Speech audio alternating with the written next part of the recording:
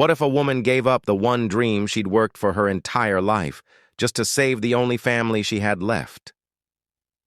In the rugged American West of the 1800s, one humble schoolteacher made a sacrifice that no one knew about, until a rancher uncovered the heartbreaking truth.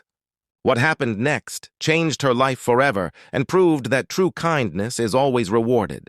Before we begin, don't forget to like this video, share it with your friends, and subscribe to the channel for more heartwarming Western stories.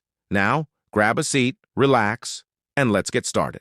Autumn, 1887. The golden fields surrounding the small town of Willow Creek, Montana, shimmered beneath the cool afternoon sun. At the edge of town stood a weathered one-room schoolhouse, where Miss Clara Whitmore greeted every child with a warm smile, regardless of whether they arrived wearing polished boots or patched shoes. The children admired her patience, and their parents respected her honesty and dedication.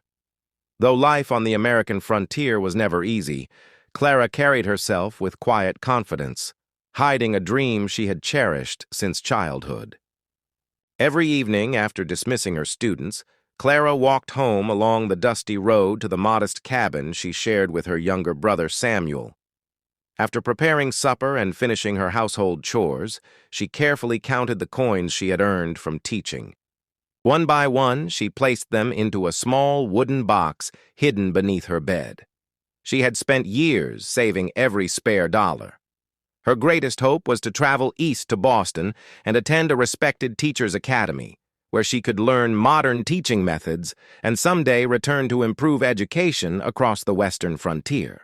Samuel often teased her with a smile. "One day you'll be the smartest teacher in all of Montana." Clara laughed softly. "Only if I keep saving." But fate had other plans. Late one stormy afternoon, Samuel was helping a neighboring rancher deliver supplies when the wagon struck a deep rut. The horses panicked, throwing the wagon onto its side. Samuel was crushed beneath the heavy wheel before nearby cowboys could pull him free.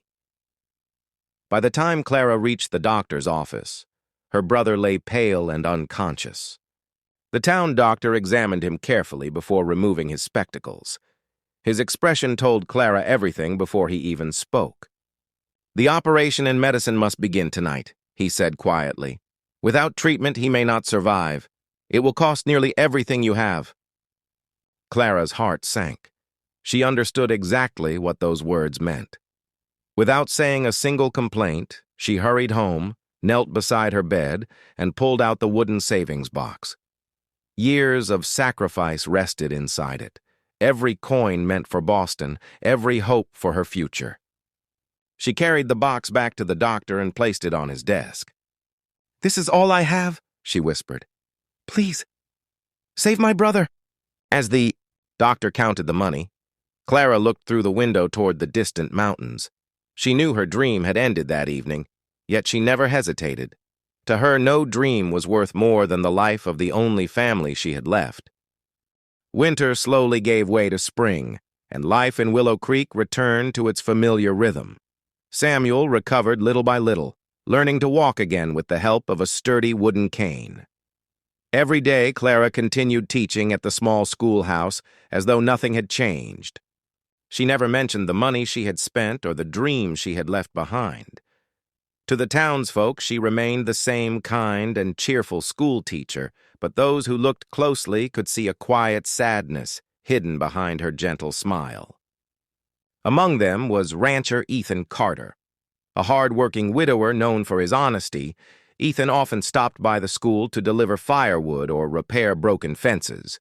He admired Clara's kindness, but believed she seemed lonely because she had never married or left the frontier. He had no idea that her greatest dream had already been sacrificed. One afternoon, Ethan visited Samuel to help repair the family's barn after a heavy windstorm.